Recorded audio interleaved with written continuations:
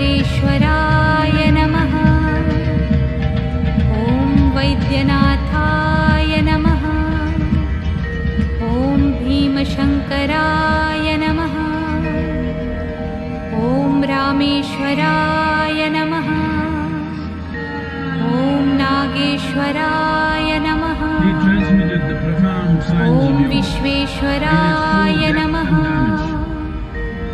ॐ त्र्यम्बकेश्वराय नमः। ॐ केदारेश्वराय नमः।